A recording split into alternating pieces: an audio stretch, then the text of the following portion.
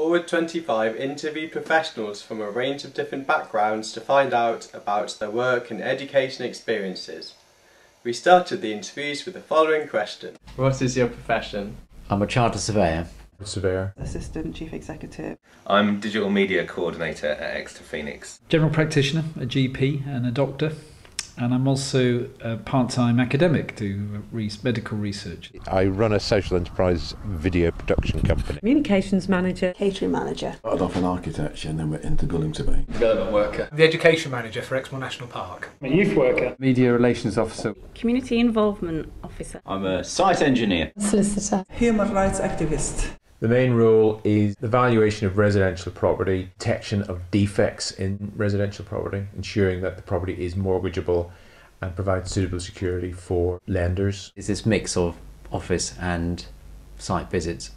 Managing specific teams of people, and I give strategic advice to the Chief Executive. Supporting young people, people with disabilities to organise things that they want to achieve. It's coordinating and looking after the education service, which involves running an outdoor education centre, the volunteer programme, school visits. I facilitate artists, students, industry professionals in creating digital media. I have not far short of 1,500 patients and I'm responsible for their medical care. We manage the reputation of the council, draft media releases, editor council newspaper as well that goes out to all the citizens of Exeter. I take media inquiries from national and regional media.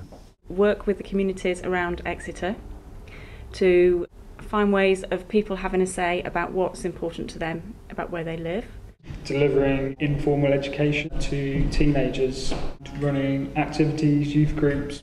It's a flexible job, so I also managed to get some time outside of my work where I can do things for myself. It's a very intensive sort of job. You have to be prepared to put in the hours. I did my first and master's degrees in economics, then decided to do a teaching degree, went into council work in education policy and in various promotions. I was quite good at maths. I learnt the civil engineering setting out aspect in the army. I was former lawyer and then I did PhD in human rights. I started off studying fine art at college and then did all sorts of different things, from running an antique shop to designing kitchens, working for colleges, and then went freelance teaching music technology and video, and then people have slowly been asking me to make videos for them. I was a computer engineer to start with, and I ran a print and design business for 7 years, so I have combined those two into my current role, which is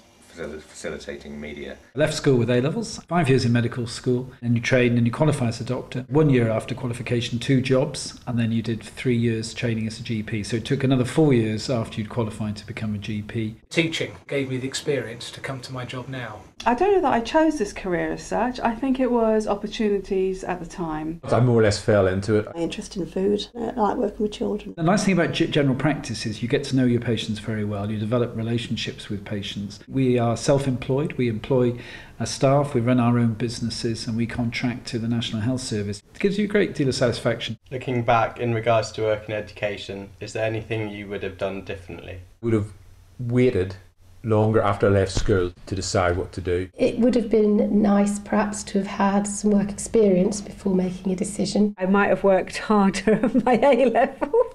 It would have been nice to go into university to get that experience of life. The thing about building and civils is that you get a sense of achievement because there's something to show at the end of it. Before you commit yourself, go out and work on a building site and get some experience and see if it's the kind of lifestyle you'd really enjoy. Anyone want to be a human rights activist need to be resilient, determined and not to give up. I would suggest that if you like communications, public relations and think it might be the career for you, to approach a charitable voluntary sector or a public sector organisation as a start. Any young person wanting to get into media, I would say the best thing to do is focus on one area, one skill, decide which part of the media industry it is you want to get into. Focus on the skills that are needed for that job. Get as far as you can in that, and then if you decide to change later in your career, that's fine. I would suggest going to college. College is a wonderful time for just being allowed to experiment and to meet the right people. Often medical schools like you to have a little bit of experience doing a job elsewhere,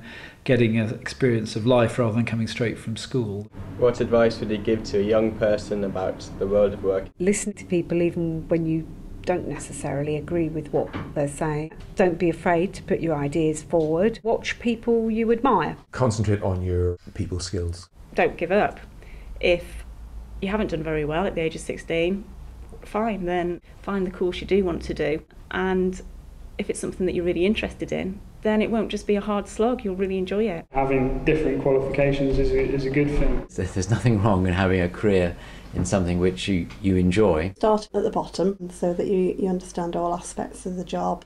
If you have opportunity to try out different areas of work, do that. Get a career where you have flexibility and a challenge. Please don't do a job that you don't enjoy, because that's just such a waste of a life.